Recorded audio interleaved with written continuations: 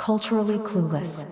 $5.4 billion came together at the Artist for Aid concert recently. People like Shawn Mendes, Daniel Caesar, No Name, Snow Allegra, Raphael Sadiq, and many, many more performed to help SAFA, a Sudanese organization that helps people on the ground who are going through the worst for the past few years. And then the other half of the 5.4 billion is going to PCRF, a Palestinian organization that helps primarily children from Palestine. Absolutely amazing. People can still donate under artistforaid.org, of course, and make sure when you donate to places where money definitely reaches the right people.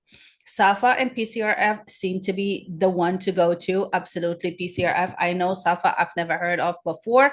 On another note, you guys, TikTok is sold. There's a joint venture, many investors, as we know, Oracle, of course, and GMX, a company that is very close to Trump and the US government, of course, and ByteDance keeps 19.9% of the company. There are a lot of more details. We're not going to get into it today. With that said, salam alaikum and welcome to Culturally Clueless. People talking loud, everybody's got a take. Scrolling through the headlines, don't know what's real or fake. Late night conversations, what's the truth we chase? World keeps changing pace, but we're all in the race. Salam, you guys. I wasn't here last week, not because I didn't record an episode. No. In fact, I recorded it twice. And some higher powers didn't want it to be right. Now, the similar thing is happening to me this week. I don't know if it's equipment or whatever. So please excuse the, I don't know. I'm not really confident with the setup this week, but that's, should be a minor thing. Anyways, working on it. Sometimes when certain equipment pieces break and you have to make shift with something until the new piece comes, it's always a little bit iffy. And then you have to get used to the new part. But all of this shouldn't be concerning too much. Let's dive into what's been happening, what's been going on. Of course, I'm going to have to talk about the AFCON. I really didn't want to talk about it in this manner. I was actually quite excited for AFCON because it's the one thing where I feel like so many people come together. Food, music, and sports is supposed to unite people and not divide people. And unfortunately, this is an event where it definitely did divide many, many people. I'm going to preface this with this. I love my country. We have a beautiful country. We have many beautiful people. Yet there is a lot of education that needs to happen. There is a lot of narrow-mindedness and ignorance that needs to be erased and replaced with more openness. I want to say this, we did experience anti-Blackness. Morocco, North Africa on a whole has a problem of anti-Blackness. It's a global issue, to be quite exact. You know what I mean? We have this and we have been going through this and talking about it for so long. And it is definitely a very, very, very tough topic that we should not be avoiding or we shouldn't be scared of just because other communities might not understand or agree or might be frustrated or bitter with us because of this very deeply inherited racism for some reason. Unfortunately, I saw a lot of things, and again, another thing that I want to preface all of this with is I am Moroccan. I am not Arab. I am Arabized, same like most of my people in North Africa. We are not Arabs. We have been Arabized, same like the Middle East was Arabized, the Levant area, and many other places were also, Arabized. This is a long time ago. Do we speak Arabic? Yes. In North Africa, we do speak different dialects. We even within our countries, we speak different dialects. In Morocco specifically, we speak Darija, which is very close to Arabic, but still very different. We are Amazigh people, and we have been on the continent for thousands of years. Whether the people in the north, in the west, in the east, and in the south do not like it, we are Africans. Okay. So all of these North Africans who consider themselves Arabs, you guys can kick rocks. And all of these other people from these other parts, whether it's east, west, or south, don't consider as Africans, you guys can kick rocks too, quite frankly. Yes, is there racism? Is there anti-blackness? It's a global thing. As I said, unfortunately it takes place in many, many, many, many, many communities all around this globe. Did we see this in this AFCON? Yes. Did we see a lot of wrongdoings? Yes. Okay, by so many sides. Towels were stolen by the Moroccan ball boys or even players, which is absolutely crazy. Of course, there was the talk about Suhur and all of this. But honestly, quite frankly, bro, like I don't know what to say. This could be literally in every game. What are you gonna do? Like take towels in every football game you play against a country where you feel they do sihr? And when I say sihr, for those who don't know, black magic, okay, voodoo, whatever you may call it. We saw the dolls, we saw the t-shirts with the nails, we saw all of this. Again, it's a lot of hearsay, it's a lot of speculation. Where's the proof, y'all? Where is the proof? Okay, so this whole behavior of playing dirty, I don't really rock with, I don't really condone. Senegal walking off the pitch, I'm sorry, that was pretty lame. Salimani staying as the only guy, absolutely commendable. Especially like calling the boys to come back and saying, let's finish this as men, absolutely commendable. 100%. Was there a lot of animosity also between Moroccans and Algerians? Unfortunately, that always is. Unfortunately, that always is. There was a song that was sung about give them bananas, Moroccans are animals, whatever, by the Algerians. Honestly, you guys, this whole instigating of, you know, and starting drama should be actually beneath us. We should have been better. We're in 2026 and you people still like hating on each other. I understand that there is a lot of political issues between Algeria and Morocco, some territorial issues and stuff like that. But shouldn't we be better people, our generation? Shouldn't we look forward to unite instead of divide? The only people who are benefiting of division are the people in power because it makes them much easier to exploit the continent. The king of Morocco, Mohammed VI, came out and he said this is not going to affect the diplomatic relationships Morocco has with Senegal. And we should definitely look forward and continue to, become stronger and be one. And I'll say this, unfortunately, you will always have the shit stirrers wherever you go, wherever it is. And if anybody thought sports on a whole and also soccer was not politicized, is not corrupt, you guys are definitely crazy. I don't know, picking the referees is not something that Morocco is responsible for, but can they bribe a referee? Who knows? Why couldn't they? Everybody is bribable at some point. How do you know somebody is not? I always say everybody has a price. Are they just incapable and not professional? Who knows? I have no idea, bro. I have no idea.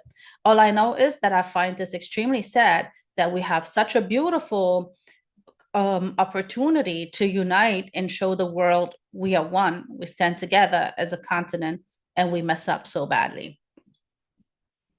And it affects other people as well. You have the young boys that are watching their idols play football, maybe walk off the pitch, maybe just steal towels from other teams, maybe do, crazy stuff. And it does leave an effect on a boy that has been looking up to the players for a very long time. I understand in the heat of the moment you don't consider these kind of things and you don't care, but maybe this should be a thought in also doing better next time.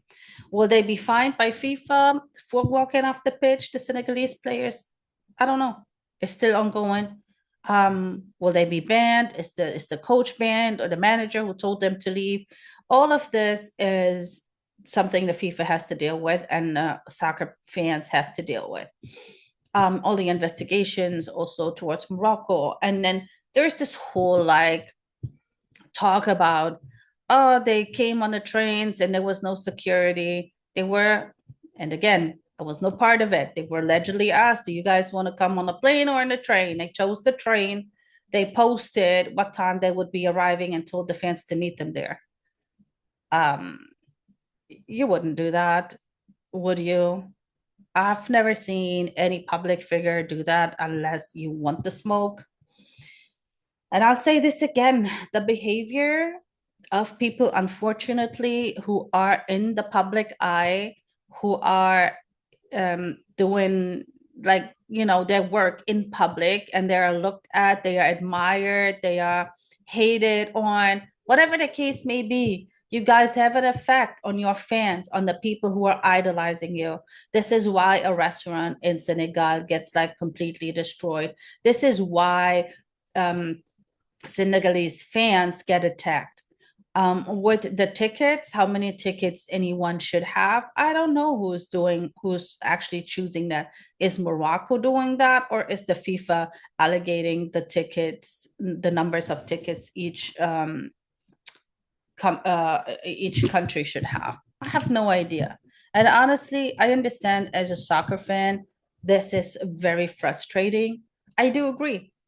And I do agree that people are buying into all of this, but I want to urge you guys to think about it once again. There are people who are instigating the divide on purpose. Let's not buy into it.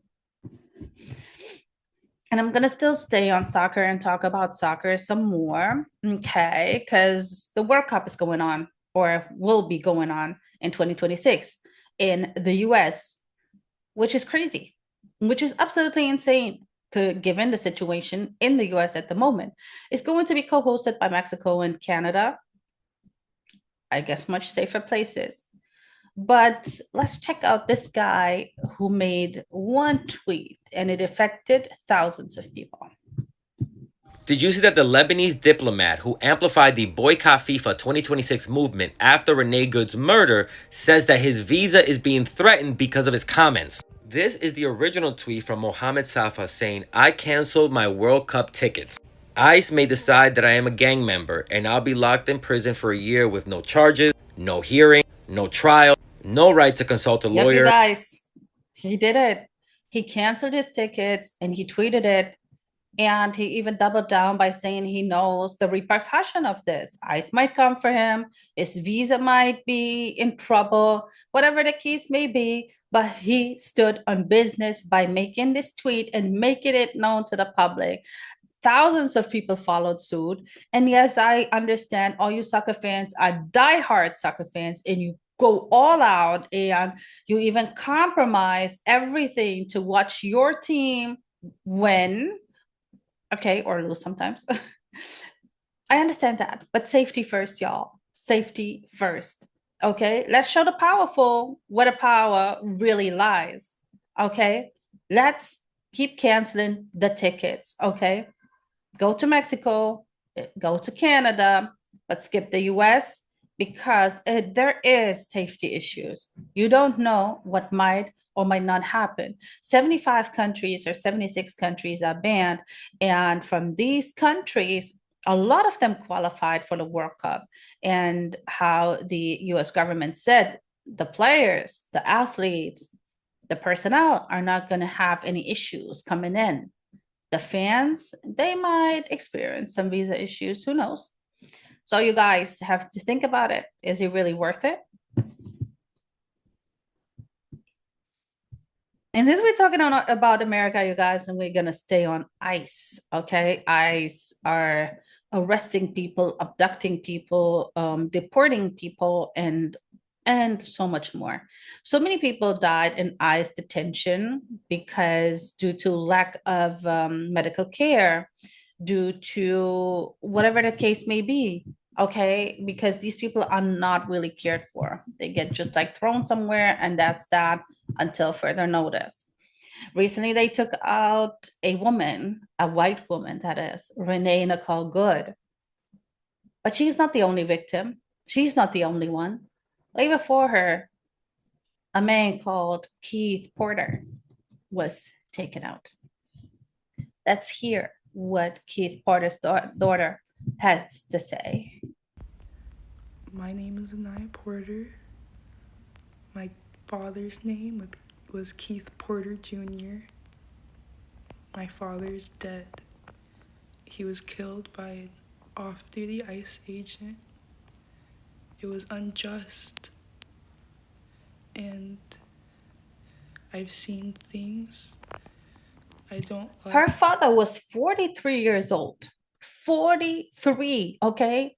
He was taken out by an off-duty ICE agent on December 31st, 2025, right when the year ended. And can you blame her that she wants justice for her dad? Let's listen to some more of what she said recently. I don't like, and I want to remind people that this is real life. This is my real life. This isn't news. This is an article I can just swipe away on. My dad's dead. Please respect him. Say his name. Fuck ICE and Black Lives Matter. Justice for Keith Porter Jr. I'm not gonna lie, you guys. It just baffles me how the media is not reporting on these things. It just baffles me. Why is that? Because of what? We know why. The media is fully controlled, fully under the thumb of a particular set of people who only believe in one side of the story, one narrative, and one narrative only. And that's why it's very important how she said to keep saying his name, Keith Porter. That has hardly been talked about in the media as well. The ongoing beef between China and Japan. This feud has been lasting for decades upon decades for many, many reasons. Now China is coming at Japan in another way. Okay, this is not territorial. They just hitting them hard. Let's check this out. Now let's turn to China. It is stepping up its fight with Japan. Today, Beijing opened a new front. It is weaponizing exports. China has announced export controls on Japan. They've banned the export of all dual-use items. And what are dual-use items? As the name suggests, these are items that can be used in two ways, for commercial needs and for military needs. These are called dual-use items. China is banning their export to Japan. It says a militarized Japan poses a risk to the region, so China is basically stopping what it calls Japanese militarism. Wow. So 800 dual-use items are actually banned from being exported to Japan, which is crazy. And also the wording is crazy. Japanese militarism. And at this point, you guys, this episode, it's all about rhetoric. It's all about phrasing. It's all about words. It's all about how the people talk and what they actually mean. And we're supposed to pay attention. Don't just like skip over what they say and don't listen half-heartedly. It's very important. Language matters. So the export of 800 dual use items are indeed stopped, and then at least for the moment. But let's listen to some more. The push for remilitarization by Japanese right-wing forces has already posed a threat to regional and world peace and tranquility. China, together with peace-loving countries and peoples around the world, will never allow Japanese right-wing forces to reverse the course of history, and will never allow militarism to resurge. So which goods have been banned?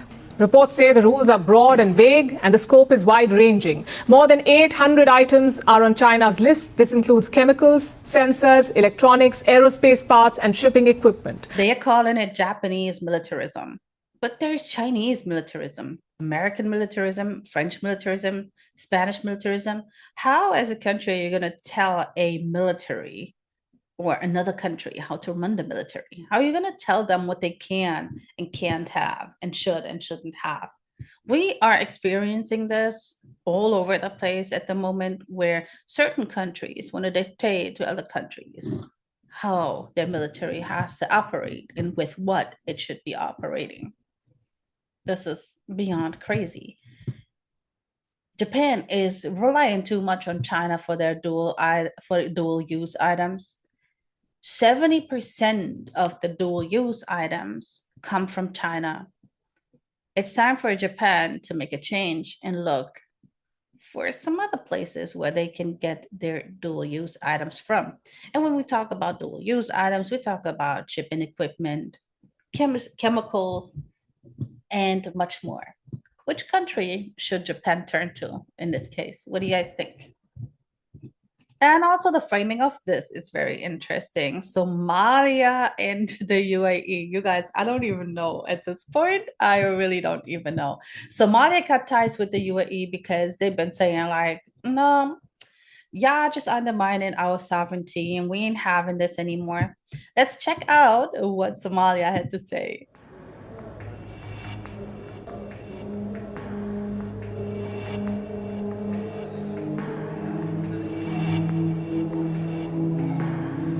They are also involved in some activities that are risking the sovereignty and territorial integrity of Somalia. And rather than accepting such support, we opted to have our sovereignty intact, and we made the decision today following a cabinet meeting that was held in Mogadishu. We have seen both a spread and escalation.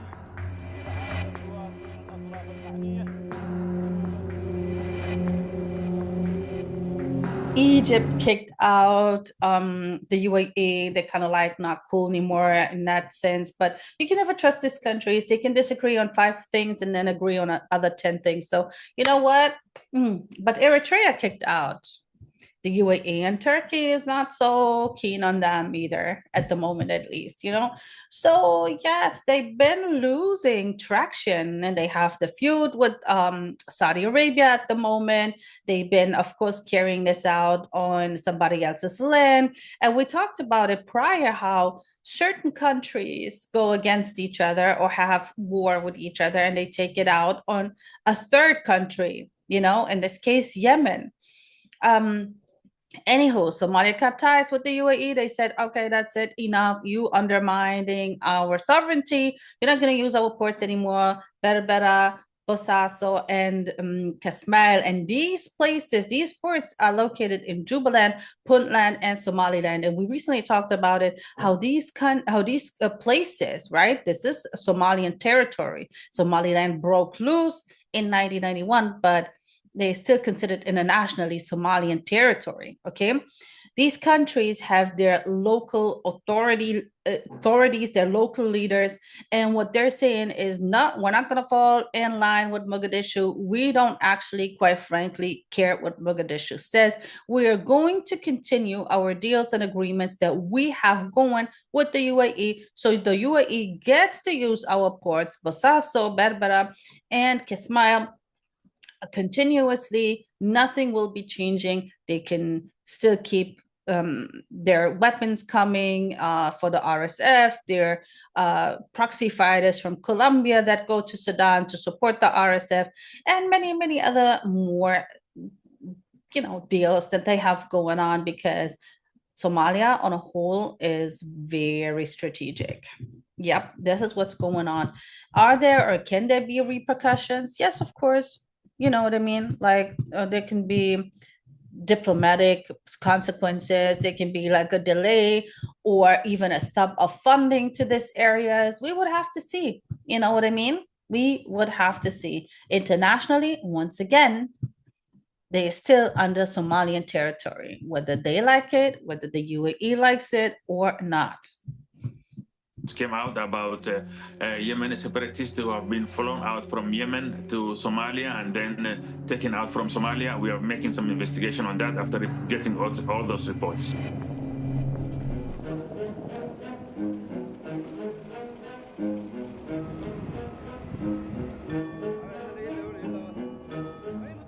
The government of Somalia has the legality to make such decisions, and we are in control of all the spots. So anything to do with those spots without the government consent will be illegal. And of course, you guys, we have to talk about Iran. There's been a lot going on.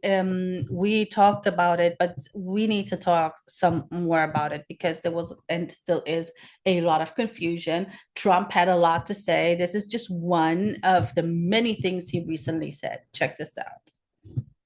Americans woke up this morning and they saw that you said help is on the way. Yeah. What do you mean by that? Well, there's a lot of help on the way and in different forms, including economic help from our standpoint, and not going to help Iran very much. And, you know, we put Iran out of business with their nuclear capacity, and now, depending on what's actually happening, nobody's been able to give us accurate numbers about how many people they've killed. Well, on that but point, it looks Mr. like President, it could be a pretty substantial number, and that's going to be a lot of problems for them. a lot of problems. On that point, you did say the U.S. would get involved if Iran started killing protesters. Yeah. They have, by the many thousands. And again, I will urge you guys onto listening carefully to what he says. He says that help is on the way, right? But at the same time, he's telling the people to go protest and continue protesting. But they're talking about how dangerous the Iranian government is. Why are you encouraging people to go protesting and risk their life? And then why don't you say to them, hey, you know what, you guys hold tight, help is on the way. I want to say this. The current government of Iran is quite frankly not doing just to the people. I don't live in Iran. I cannot say the situation 100%, but talking to people from there, whether living in a diaspora or still living there, I can say one thing. They do not want the US or any other country to attack them or interfere. That's something that they are saying. And yes, there's different voices getting loud because there's a lot of Iranians in the diaspora who tell the people in Iran how to deal with the situation, which is pretty frustrating, to be honest, for them. I can only imagine. Trump is talking about how he likes winning. That's what matters to him most. And hanging people, that's his red flag. And then he decided not to strike in the end. But what we do know, there's a lot of military equipment on the way to the Middle East and arriving in the Middle East. Let's keep watching, you guys. But something we do need to also address is how politicians and media outlets talk about Iran and have been recently. And this guy put it together nicely. Let's have a listen. Listen to this carefully. This is from an Israeli channel. We reported tonight on Channel 14. Foreign actors are arming protesters in Iran with live firearms, which is the reason for the hundreds of regime personnel killed. Everyone is free to guess who's behind it. And this one is from a couple of days ago, tweeted by former U.S. Secretary General Mike Pompeo. He says, Happy New Year to all the Iranians in the streets and also to every Mossad agent walking beside them. This is Lindsey Graham, who's one of the biggest advocates for regime change in Iran, and he wore this on national TV, Make Iran Great Again hat. And this is a tweet from Trump basically saying to Iranian protesters, help is on the way, while U.S. It's absolutely amazing. So now they are arming protesters. You know, this is not a new tactics, by the way, you guys. If you think of Black Lives Matter, there was the other side that was breaking down stores, cars, causing damage everywhere they could. This is paid counter protesters, right? They happen all the time. When a protest starts innocently, like this one in Iran, where it was just about the economic situation, due to the sanctions placed on Iran for decades, of course, it's going to affect their currency. Of course, people are going to be fed up because they don't know how to pay their bills or how to buy the essentials, like food, like whatever it may be. These sanctions affect the country and they affect the people. So as we talked about last time, $7, and I know it doesn't sound much to us, but to them, to the people, is something. $7 for every person was granted by the government to help purchase the essentials. And again, $7 is not much, but it's something to start with. These protests are always abused. In this case, how officials say, like Lindsey Graham and Mike Pompeo and many, many more, the Mossad is walking amongst the protesters. There's always foreign fingers when there is violence taking place in or at protests in a big way, right? Of course, protesters who stand on the right side of history or right side of humanity, they are instigators too. They can get violent, they can get crazy, and they can get aggressive. But when it goes wild, beyond control, it's most of the time because foreign entities decided to partake in a very ugly way in these protests. Now let's have a listen to what the UK feel about a country that they should not even have a say in. We went for regime change against Saddam. We went for regime change against Gaddafi. The regime change we've always needed is in Iran, where the wonderful Persian people, with all their amazing talents, have been kept in this theocratic, brutal regime. I very much hope President Trump acts in the next few days. We don't know how many have been killed. It could be perhaps as many as 2,000, I'm told, before coming to this press conference. So would I support... Oh my God, you guys. This guy literally is talking about a regime change. The regime change in Libya and Iraq, the regime change that really is needed is the one in Iran. Is this not the same that they were saying over 20 years ago before they went into Iraq?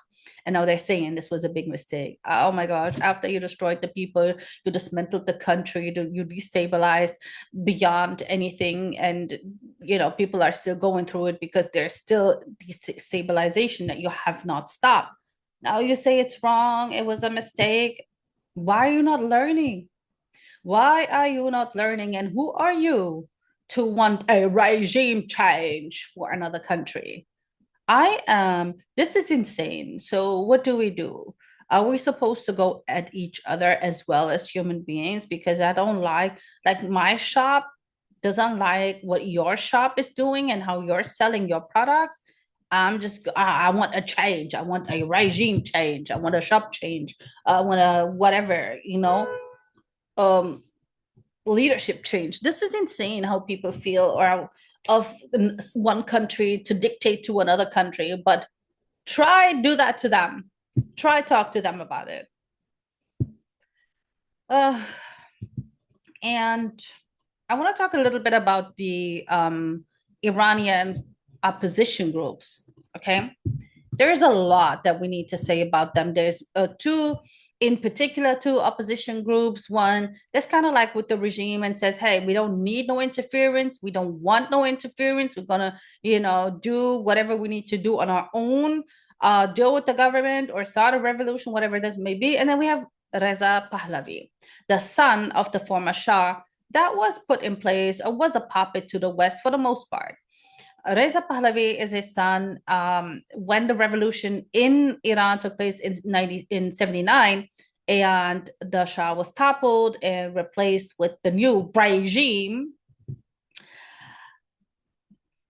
he fled the country. He had to leave and he went to the West, and his son has been a teenager at that time, and he's been living a very lavish life, which is primarily funded by the only democracy in the Middle East, of course.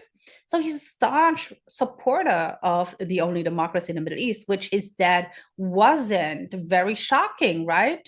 Very, very shocking. The puppet for the West was not a full-blown puppet after all. But the son is different. He's very different. So that's one where he's saying millions of people in the streets are chanting and wanting him to come back and take over. But let's listen to this and make sure you pay attention to the very beginning, because they are indeed talking about the internet cut. Did you hear these comments from Iran's foreign minister about the protests? The internet was cut only after we confronted terrorist operations and realized that orders were coming from outside the country. So who is he saying was giving those orders? There's Israel and the US, but there are also accusations against two exiled Iranian opposition groups. So who are they? And what do they want? The monarchists are the biggest opposition group. They're supporters of the late Shah of Iran, who was over. Was outsiders trying to intervene. That's why there was an internet blackout. Very, very interesting. Now again, back to the both groups, who are operating from outside of Iran. Okay, one, there is the supporters of Reza Pahlavi, who never lived in Iran after 1979, but is encouraging the people to protest, is encouraging the people to vote for him or to put him in place, to let him go, to let him take over, because he is not the destination. He is just the bridge. He wants to lead the transition. They're supporters of the late Shah of Iran, who was overthrown in the 1979 Iranian Revolution. But now they rally around his son, Reza Pahlavi. Although he's lived in the US since the revolution, some people in Iran have been chanting for his return.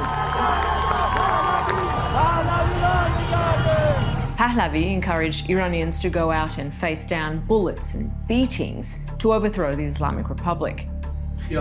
It's very interesting how he's just talking about his campaign. He's just talking about we're gonna get to know him in a second. We're gonna get to know him in a second. We're gonna see what he has to say, how he talks about the future. But we don't want to forget that there is a lot, and this happens all the time. That's why when I say division, we talked about it earlier when it comes to the AFCON. We talked about division, and we're talking about it here again. Nowadays, we need online personalities, fake online personalities, or paid online personalities who are encouraging, instigating, and directing the division. And so, in this case as well. But now let's meet the other group, the Mujahideens, that are called a cult with bot farms in Albania. Very interesting. They operating out of France. And they are the opposite, as I said. Are they pushing for a regime change? Let's hear what they have to say. That's why Iranian officials are accusing monarchists of trying to influence the protests. You see, the monarchy draws the bulk of its support from Iranians and their families who fled the revolution. Observers suggest many of those taking up the monarchist mantle inside the country are likely too young to have ever lived under it, and support for Pahlavi's return is limited. His father's repressive legacy plays a role in that. But Reza Pahlavi is not his father.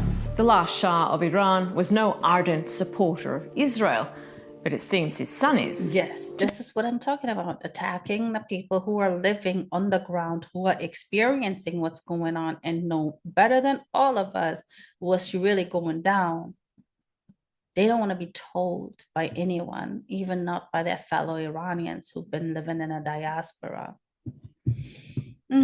Here's some more, you guys. Today's monarchists have voiced strong support for Israel's genocidal war on Gaza. Many also cheered on Israel's 12-day war on Iran in June, which killed more than 1,000 of their own people. And it's not just a casual relationship. Last year, Israeli newspaper Haaretz revealed the existence of a foreign influence operation operated out of Israel and funded indirectly by the Netanyahu government. It seeks to boost Pahlavi's image and amplify calls to restore the monarchy by using fake online personas posing as Iranian citizens. Then there are these guys. I told you guys. I always told you guys. Destabilization works best when it comes from within, when it's instigated from outside by people really coming in and being part of the inside. Now, let's move on. Let's move to Reza Pahlavi, the son of the Shah, the crown prince. This is what he had to say recently in an interview. That I can be the person doing that for them, or the person to be trusted. There wouldn't be the millions on the streets of Iran, in the four corners of Iran, chanting my name and asking my return. They do, and that should be indicative of the reality on the grounds. But why is it that I offer my service to Iran? I'm answering their call. I've stepped in to lead this transition, and I have a plan for that. I have a whole host of people who are helping us, lawyers, jurists, economic experts. So we're not just talking about a regime that needs to go, we're also talking about what's the alternative. And in terms of the political alternative, yes, millions of people are chanting him on. They want him to be the transition that he wants to be. They want him to be the bridge. He doesn't want to be the destination. You know what I mean? He is so humble. He's just offering his services. Let's listen to some more of what he had to say. Alternative. It's a constitutional process. The interim government will be able to organize free elections so the people can send their representative in a constituent assembly to ultimately debate what ought to be and the final form that a future democratic secular system in Iran should take. I'm not here to advocate for a republic or a monarchy. I'm here to be the honest broker above the fray in complete neutrality, making sure, however, that we have a fully transparent democratic transition. But the expectation of Iranians is to be able to have a smooth transition, to be able to have a stable transition, and that is why a big part of my campaign... This is crazy. He's for free elections, and dude already got a team in place of people that been working on it. So it just sounds like plotting to me. It's just giving like, we've been getting ready. We've been working on this. And yes, they were, because the beef is not new. The beef with the US, with the West and Iran is not new. The beef instigated by the only democracy in the Middle East that they had the 12-day war with last year is not new. And you guys, even 12 days of war takes a toll on a country and on a people. Just saying. There is one little bit more of Iran we have to talk about, a very different side. This is coming from the only democracy in the Middle East. It's not shocking to me. I kind of like expect these kind of things, but it still gave me pause. Let's check this out. These teenagers may be Israel's future operatives in an espionage battle against Iran. They learn about Iranian history and culture and sing in the Persian language. I'm Reuters' Rinat Harash at Ben Gurion High School in the Israeli city of Petah Tikva. These high schoolers behind me may be Israel's future operatives in an escalating shadow war with Iran. They are enrolled in a unique university-level program titled Iran, Security and Intelligence. They're currently studying for their final exams, focusing on Farsi grammar, translations, and contemporary Iranian affairs. When drafted for their mandatory military service at age 18, they will be natural candidates for key positions in Israel's intelligence services. Because of their candidacy, the program managers requested we do not publish their full identities. Israel is casting more widely for Farsi speakers for its intelligence services. That would square with Israel's publication. Yep, you guys. You officially meeting the future ops of Iranian intelligence from the only democracy in the Middle East. This is how you build moles. This is how you prepare people to get ready to be a special op, to work in intelligence, by making them in a way not only learn their culture and language, but adopting it. Has been happening for decades when it comes to Arab culture, whether it's Palestinian, Lebanese, or any, okay? Learn the language, learn Islam, study Islam, live amongst these people, speak their language, eat their food, live their lives to become one of them, but only for one and one purpose only. Let's listen to some more and watch some more. That would square with Israel's publication last month of what it said was a trove of secret Iranian nuclear documents that required marathon translation and analysis after their capture. And this school is happy to provide the candidates. Program director Pini Shmilovich says some former students already serve in Israeli intelligence. Iran was, is, and will be one of the main issues of the state of Israel. And I think that we had to raise people that know and will be expert in this field. Many Israelis are conscripted into the military at the age of 18, and the veil is rarely lifted on the secretive recruitment policy for its espionage services. But for these students, learning Farsi is not entirely about preparing for conflict with Iran. I believe it can help me in the future, not necessarily in a specific way, but my way of thinking is quite different from when I started. I really feel like it gave me more tools to... What can I say, you guys? Brainwashed to the T. Brainwashed to the T. We've been knowing that. Absolutely indoctrination, absolute brainwashing. I can't say this enough. I cannot say this enough. This is the special unit. Ops are already out there. Ops are already operating, in intelligence in many different fields, whether it's in the Iranian territories or any other territories. There is people out there who already had a very similar, if not quite the same education. And they are moles out there. They're like, and this is why certain leaders get taken out. This is why certain information gets out there. This is absolutely insane. It sounds like a crazy video game, but it's real.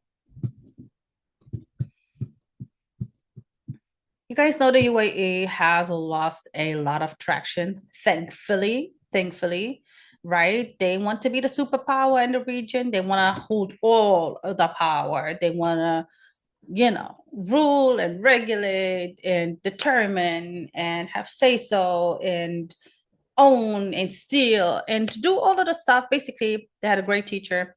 They have great allies. They work with the West. What more would you expect? But now they're doing something absolutely hilarious. To me, it's absolutely hilarious. So the UAE has quite a lot of money and they have a lot of scholarships where their own people, they do support their own people. I'm not sure if they're still doing it, but at some point, if you get married in the UAE and you're like, I think 25 or until 25, you get a home and you get $100,000 or something like to start your life off, basically. But again, many countries have scholarships for their students or for the really A-class students. They are stopping the scholarships for the UK though. They said Oxford, Cambridge, no more money for y'all. They are not giving any money to send their students to be radicalized on UK campuses, right? Because there's radical Islam in the UK and they do not want their young minds to be affected and impacted. You have to laugh at this. This is so funny. Why is this? The UAE designated the group, the Muslim Brotherhood, as terrorist group. They banned them and they want the UK to do the same. They want the UK to ban them, but the UK has not done so yet. And that's why the UAE said, you can keep your Oxfords and your Cambridges and all of that. We're not sending our students there. Let's have a listen. This is a bit of an odd development, but the UAE is restricting funding for its citizens who want to come and study in the United Kingdom. There are state scholarships for university in the UAE, but British institutions have now been taken off the list. Apparently, that's because there are fears that people are being radicalised by Islamist groups on British campuses. Institutions from the US, France, Australia, and Israel all remain on the list. Ooh, this is too funny. This is too funny. What do you guys think? Is this justified?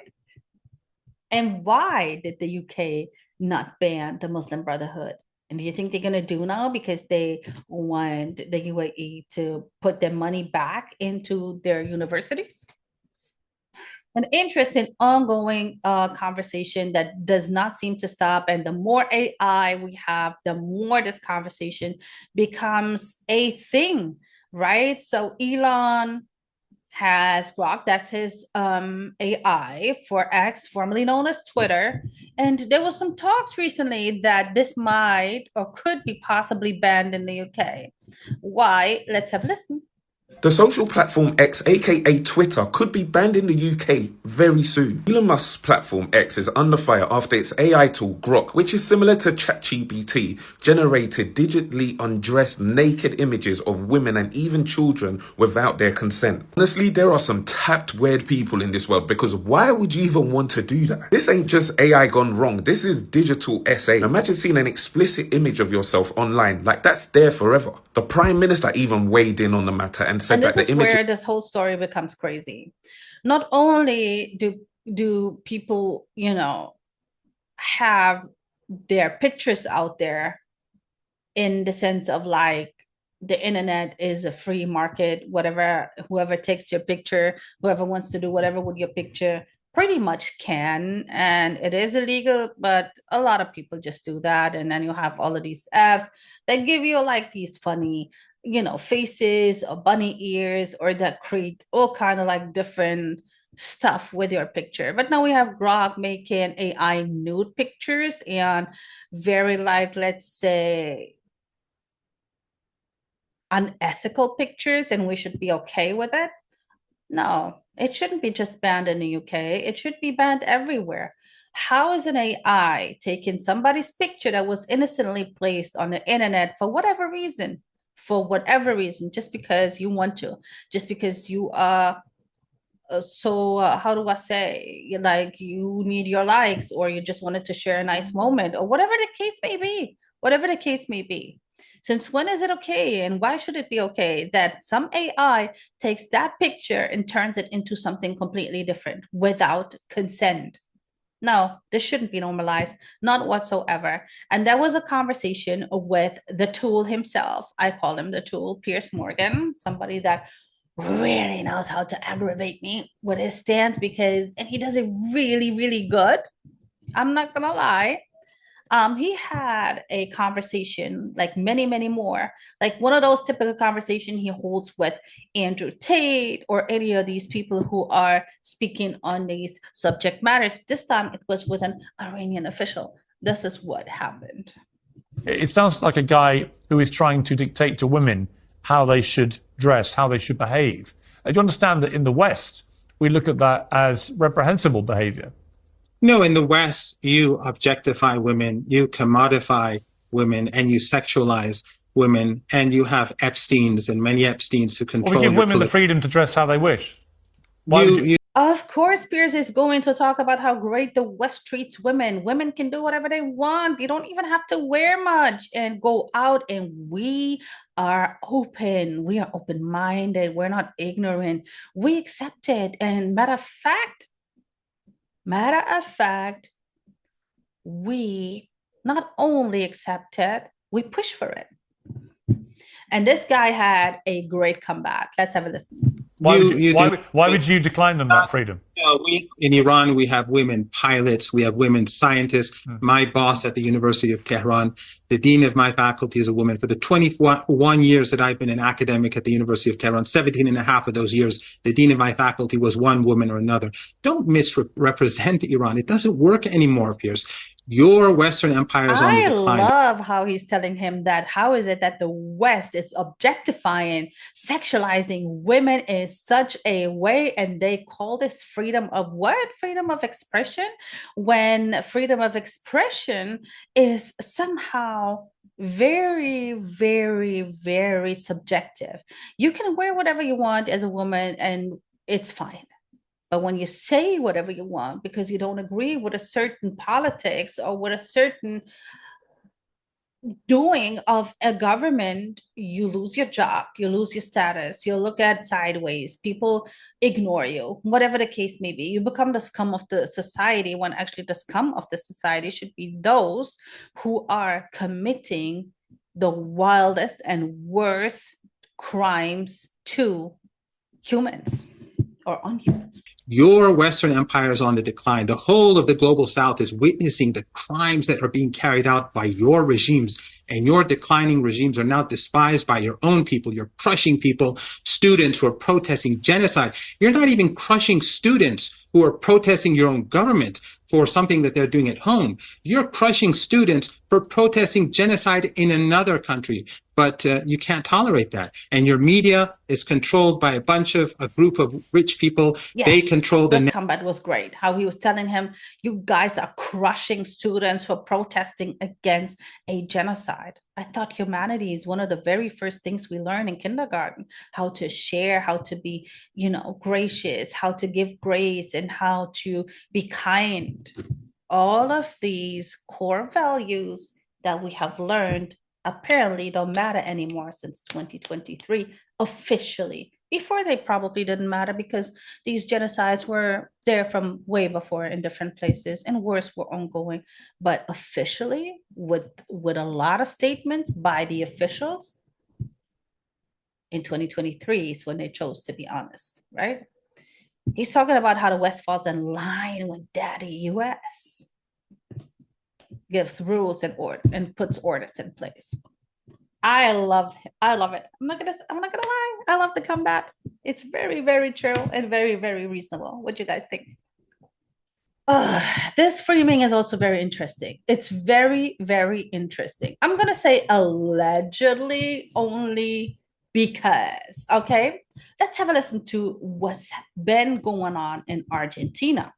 A major diplomatic rift is growing between Argentina and Israel, abruptly suspending what had been a rapidly strengthening alliance. As one of Tel Aviv's most vocal global supporters, the government of Argentina's President Milei has suspended plans to relocate the country's embassy to Jerusalem, a move long anticipated by Israel. The row originates in the South Atlantic, where Argentina has condemned plans by Israeli-owned Navitas Petroleum to drill for oil near the Falkland Islands, a disputed territory claimed by Buenos Aires as the Islas Malvinas. Yep, you guys. Argentina's government have been great supporters of the only democracy in the Middle East. They have been there. They've been defending them, supporting them, agreeing with them, and so on and so forth. Don't nobody say anything bad about the only democracy in the Middle East, okay? That's for that. But now we do have a little bit of a problem. The opening of the embassy in Jerusalem has been postponed for now, at least. And why is that? Because there's one particular place, one particular island that has a lot of oil that not only the only democracy of the Middle East is interested in, but some other allies as well. And they've been drilling oil, and Argentina is not cool with it. They're not cool with it. So yeah, there's that. But then there is another problem. Let's check this out. Argentina has labeled the $2.1 billion project illegitimate, citing a 1976 UN resolution that prohibits unilateral actions while sovereignty talks continue between the UK and the South American nation. Although Israel's Foreign Minister Gideon Sa'ar has stressed that his government does not control the publicly traded firm, sources close to Milei say the controversy has effectively frozen Argentina's embassy relocation plans. Tensions have been further inflamed by allegations surrounding recent wildfires in Patagonia, with some opposition figures and locals blaming Israeli tourists as the culprits. Patagonia is on fire, y'all. Patagonia is on a fire. The officials say, no, it's a grenade. It's actually not true that allegedly, Israelis are burning down land. But what's so interesting about all of this here is that recently 2 laws in Argentina pertaining to this subject matter were reversed. Number 1 is the law of only 15% of Argentinian land can be sold to foreigners. That law was revoked. The second law that was revoked pertaining to this is the law that when land burns down, you have to wait of a minimum of 15 years to 30 years before it can be sold. This law is in the past as well. So you guys tell me. But there's more to this report, so let's watch another piece. Milei publicly rejected the claims as false, saying a grenade found at one wildfire site was Argentine-made and that the accusations were unfounded. While both countries reportedly remained in contact, the clash between them over the island's sovereignty, compounded by Argentina's domestic controversy over the cause of Patagonia's wildfires, has produced the first major diplomatic impasse of Milei's presidency and soured relations between the two allies. Yep, you guys, what can I say? There is the sovereignty question over the island. So, as much as a staunch supporter you can be, but when it comes to your own country, shouldn't you be just a little bit more on the side of your people? Just ask him. Framing is important, media framing is important, but more so it's important to pay attention to language, phrasing, the wording on a whole. And I want to talk about some of the crazy and very interesting narrative that's out there by these leaders. Let's talk about Trump and what he had to say on Greenland. And he didn't say little about Greenland. He's pretty much obsessing over it for quite some time now. So this is just one example. Why is it so important to you to own it when you have a military presence there, which you could expand to affect the security? Because when we own it, we defend it. You don't defend leases the same way. You have to own it. If we don't do it, China or Russia will. It's not going to happen. We are not going to have, and I like China, I like Russia, I love the people of China, I love the people of Russia. I get along very well with President Putin, but I'm very disappointed in him. So you guys, his biggest fears is that China and Russia will own Greenland, so he has to have it. The US has to have it because he does not want them as neighbors, and he doesn't want them to have it. It's very important for the US security. And remember, he always likes to win. I get along very well with President Xi. I'm going to go over to China in April, but I don't want them as a neighbor in Greenland. Not going to happen. And by the way, and NATO's got to understand that. I'm all for NATO. I saved NATO. If it weren't for me, you wouldn't have a NATO right now. But we're not going to allow Russia or China to occupy Greenland, and that's what's going to happen if we don't. And this here pretty much happens in every speech, just a little bit different here. So he talks about how he loves this president, he loves that president, he loves these people and those people, and this country is great and that country is great. I mean, sometimes he says certain countries are shitholes and whatnot, you know, but he always talks about how he loves these set of people and those set of people and how he gets along with all the presidents, but and then he gets into who is bad and who is not okay and who is a no-go. This time, though, he did it a little bit differently. He's talked about how he saved NATO. He said NATO owes him. That's why he needs to have Greenland. And they've been very ungrateful, the Europeans, to the US, because they have been giving them military defense. You know, this was part of the deal. And the Europeans are too much dependent on the dollar. And they've been just extremely ungrateful. And now that they don't want to give him Greenland, it's crazy because that would be the one opportunity, you know, to show gratitude. So, of course, the Europeans, they know that. They're pretty pissed how they claim to be, but they're pretty upset because Greenland does belong to Denmark. And the funny part is when he says, just because their boat landed there 500 years ago, it doesn't mean that they own it. Oh my God. If you guys never believed in when I say hypocrisy is absolutely king in this era, if you don't see it now, you will never see it. That's all I can say. If you do not see it now, you will never see it. Now, the Europe agreed that he can have certain pockets of Greenland. And there is this dude that he went to college with, you know, it's called Ronald Lauder, I believe. And he owns this big, giant skincare company, Estee Lauder, you know, something like that. He's been obsessing over Greenland, and he's been pushing Trump over Greenland because Greenland have a lot of resources sitting under ice, but there is obviously certain machinery built to go underneath. It's not simple to drill for these resources, and some of them are very unique resources. They're needed for mobile phones, electrical cars, and so on and so forth. Okay. So this is why Greenland is very, very important. And the Europeans are granting the US pockets of it. But what's so amazing here, the Greenlanders that we never hardly ever hear from fired back. Check out what this woman had to say. Being cited by cash or something like that, we're not.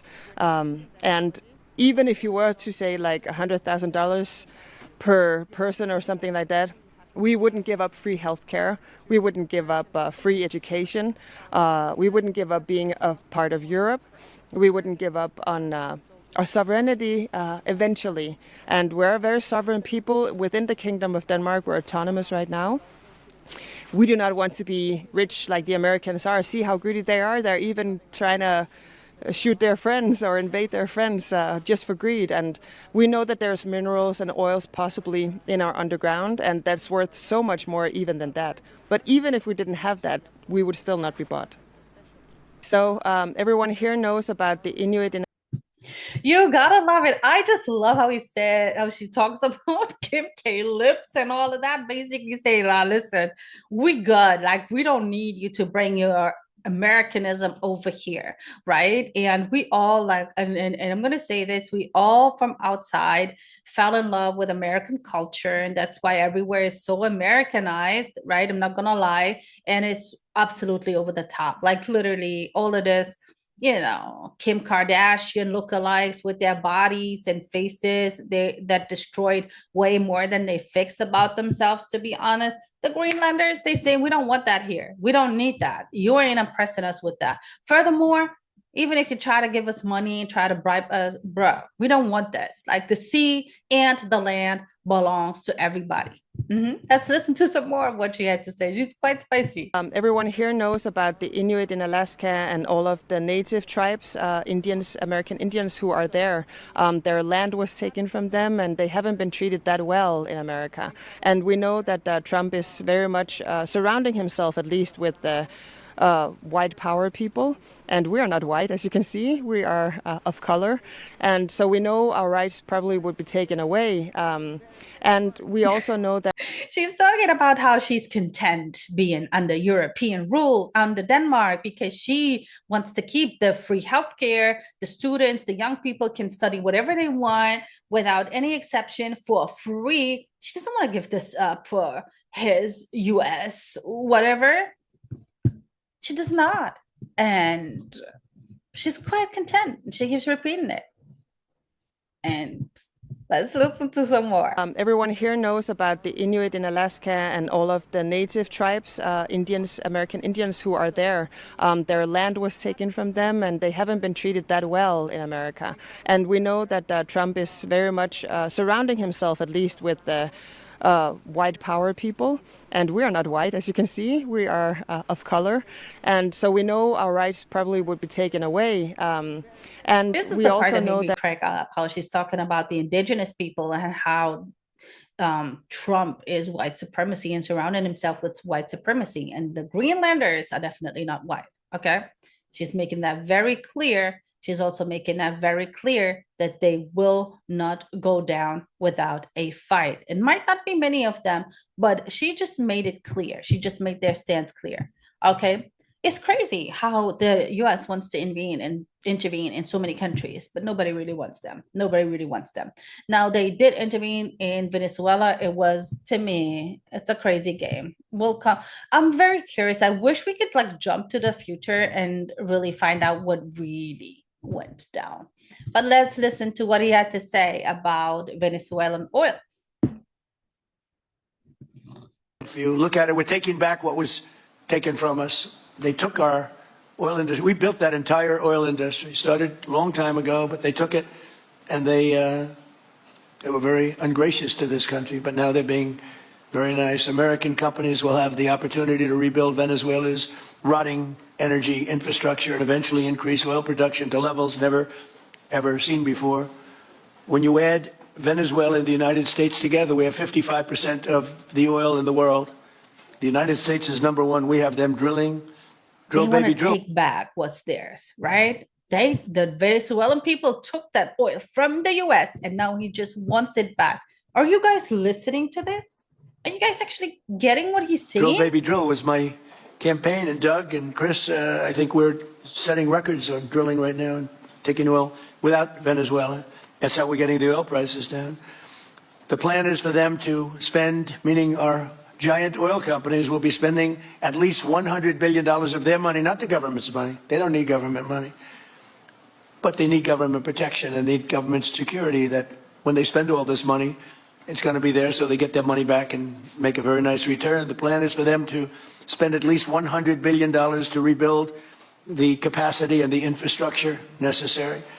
Venezuela has also agreed that the United States will immediately begin refining and selling up to 50 million barrels of Venezuelan crude oil, which will continue indefinitely. We're all set to do it. The feud between the US and Venezuela started a long time ago because they do have one of the biggest oil resources in the world. And as he says here, the US and the Venezuela together would own 55% of the world oil, you know? So yes, they want that. But to me, this is theirs. He's just taking back what was taken from them. Oh my God, this is absolutely insane. And then he's flip-flopping between their oil, our oil, we're together, benefiting together, they will benefit. This is all a game, y'all. This is all a game.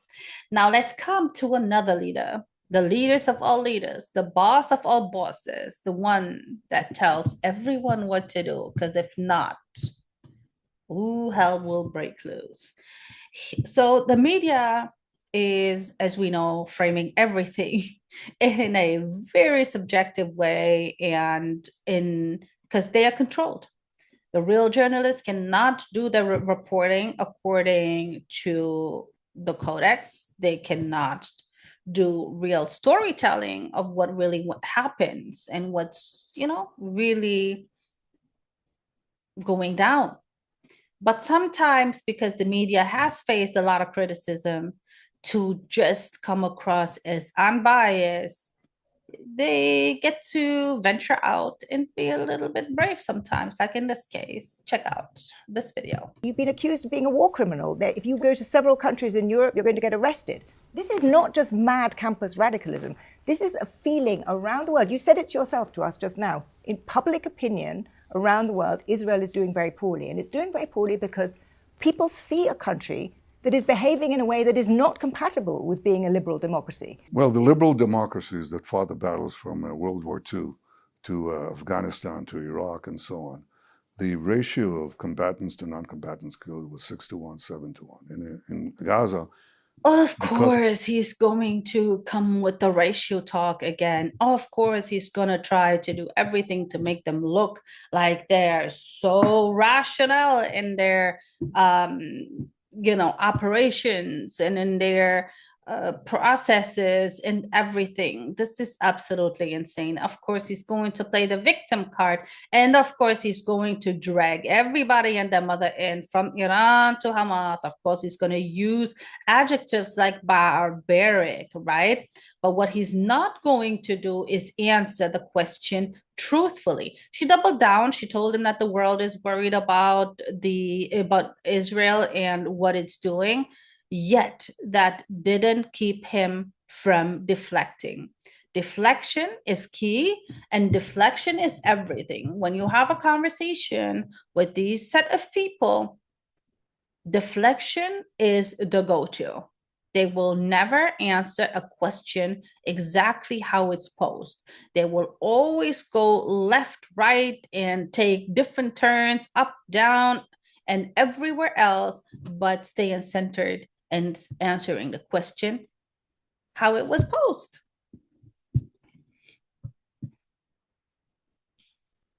And then we have the planning here for the future history books, y'all. This is the Miriam Institute, and this is what recently happened.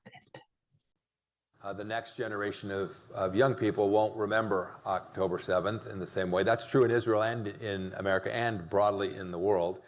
And we need to make sure two things. One, it's not that we don't forget. We need to make sure that the story is told properly so that when the history books write this, they don't write about the victims of Gaza, right? They can't, the history. And it's, I should be a little more precise. There were victims in Gaza, right? It's true. There are civilian casualties in every war that's ever been fought. But the victims were the people of the nation state of Israel.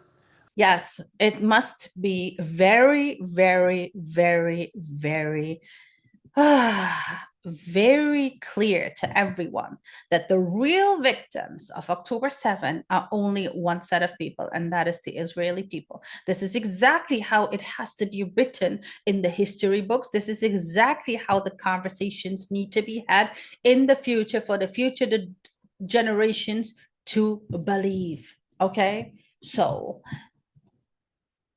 this is what needs to be done. And casualties, I mean, yeah, deaths happen in Gaza, but casualties happen. I mean, it's casualties of war, right? Okay, I do think that even as I look back on, like, I'm pro-Israel. I say I'm pro-Israel. And I've been asking myself lately, like, how, like, why exactly am I pro-Israel? And what I've come up with is, well, I was raised Catholic. And, you know, you're kind of taught from a very young age that there's an alignment, Judeo-Christian values. You hear that all the time. You read the Old Testament, you know, like all of it. And you're sort of thinking, okay, yes, I defend the Jews and I'm Let's listen to some more nonsense. Pro-Israel. Then you get to Fox News and it's like, of course you are. And the Republicans all are. And you're like, okay, I accept that. And you see, like, they're an important country in the Middle East. And I believe what they say, which is they're in a rough neighborhood and people do want to attack them a lot. So, you know, I understand that it's a free democracy, but then you get to the point where you realize, oh, wait a minute. I've been in an organization for 14 years of my formative adult life and professional life where I wasn't even encouraged or allowed to question. There's nothing left for me to say as, you know what, you guys, it's very, very, very important to make sure that there is a counter narrative out there. Okay, now we have to talk about when people do wake up, when people actually have that moment of clarity and they start questioning things instead of just believing it. This is what happened to Tucker Carlson, and this is also what's been happening to Megyn Kelly. Megyn Kelly had a conversation with Charlie Kirk when he was still here, and they were talking about the exact same thing. Now, this is her talking about her moment of clarity. To question any of that. You know, it was just spoon-fed, and I swallowed it because I didn't really care. It wasn't something I was ever really focused on. So I was like, yeah, sure, okay, we love Israel. And only now, Tucker, have I begun to say, like, wait a minute. How much of the narrative that is in our news today has been spoon-fed to me by people who are super pro-Israel at all costs, who won't tell the truth about Israel, no matter what it is, and will cancel you if you don't befriend or defriend people who do.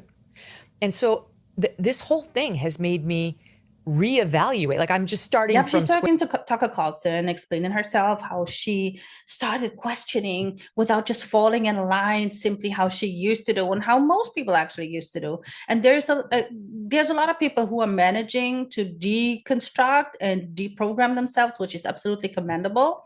I've never heard of Megyn Kelly before, to be quite honest. She's not my go-to person even after her moment of clarity. And this is why I say you don't have to love Palestine. You don't have to love Palestinians, but you have to use this as a moment of clarity, as a moment to see and ask, question, and use critical thinking, right?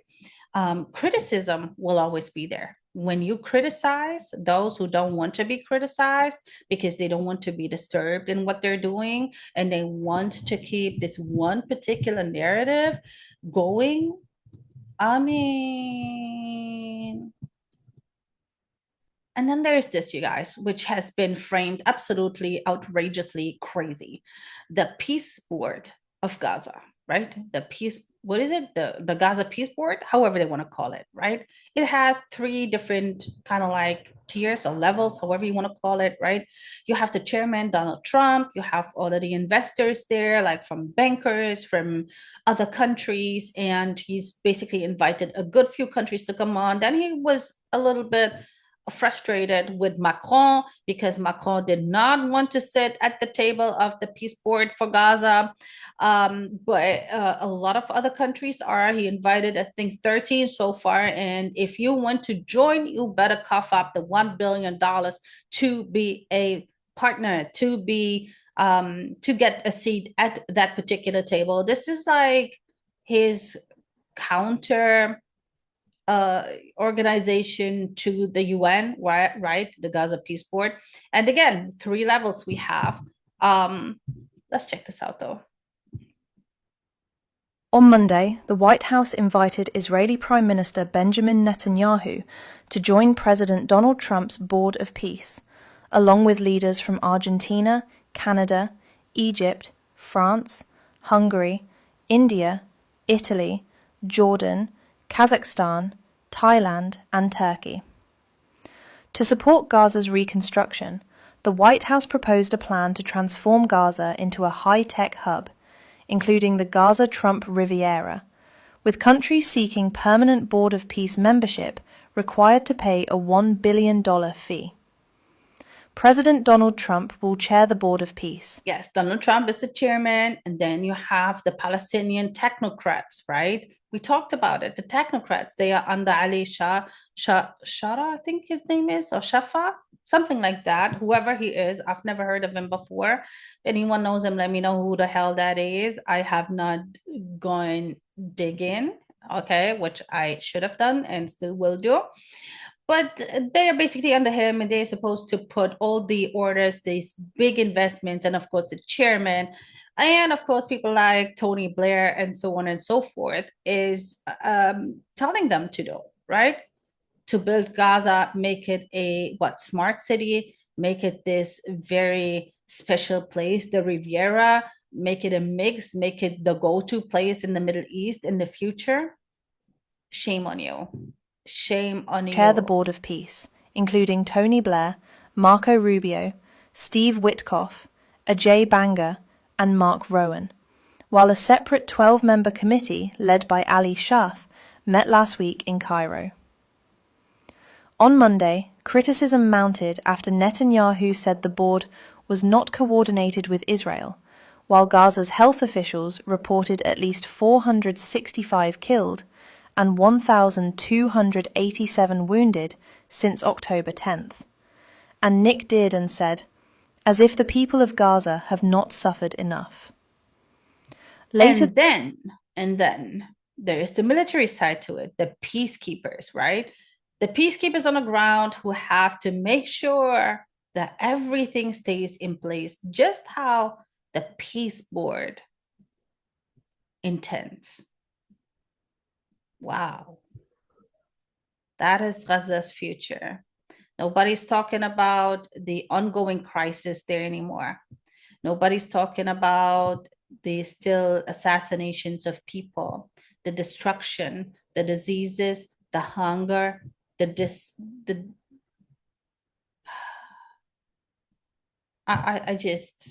can't, you guys. I just can't. We moved on to creating a new place.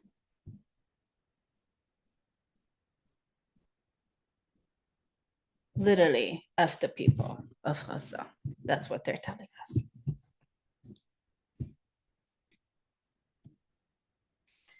Moving on to something that is very, very sad. And this is something that's never been, you can never talk about this enough.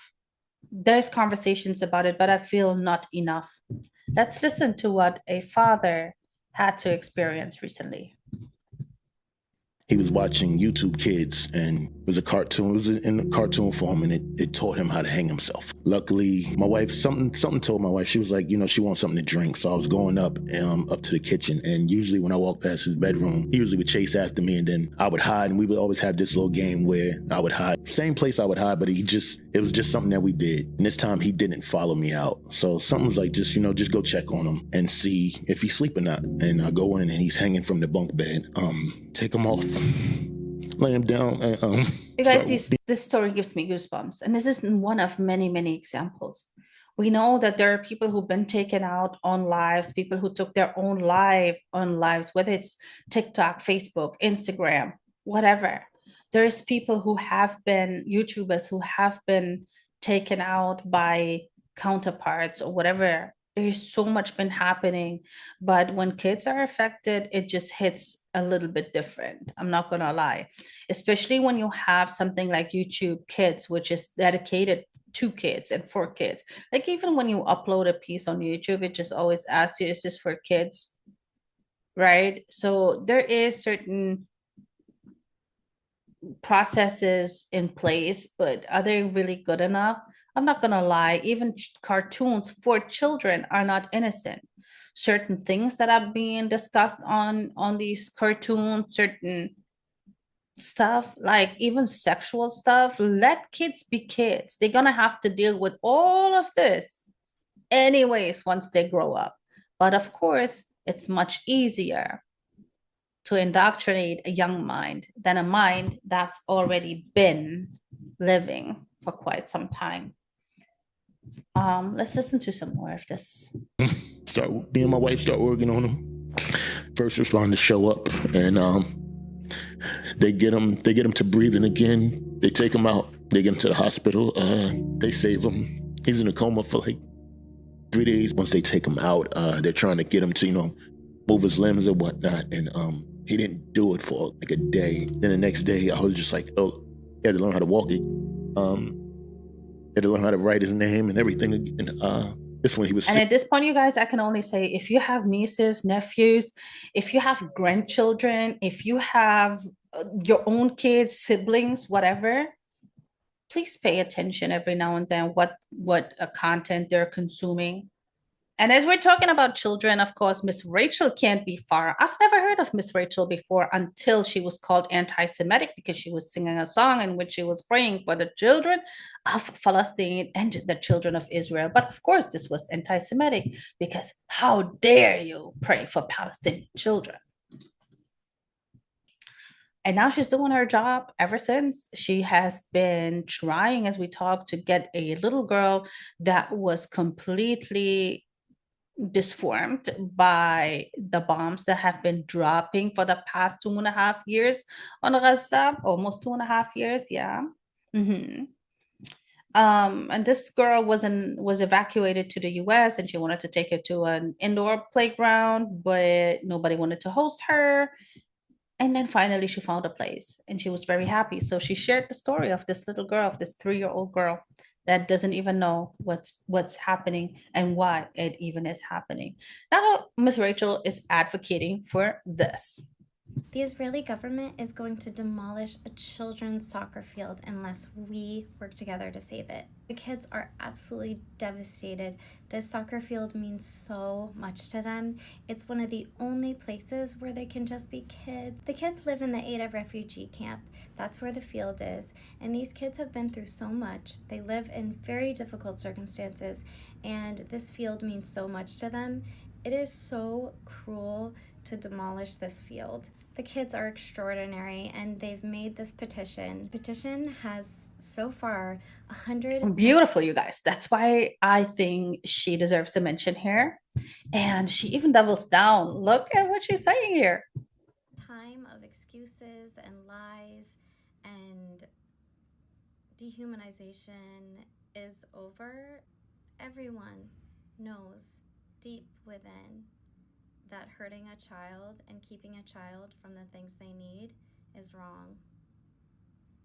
So the kids of Gaza need warm, safe shelter, and the people, medical care, Yep, showing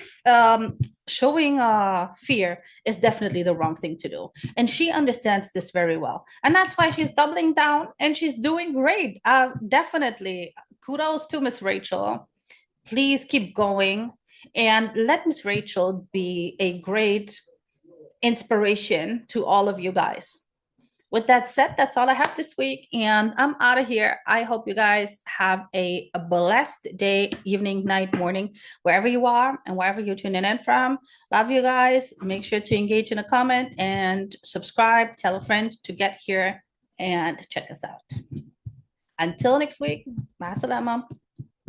Trying something new. Yeah. People talking loud, everybody's got a take. Scrolling through the headlines, don't know what's real or fake. Late night conversations, what's the truth we chase? World keeps changing pace, but we're all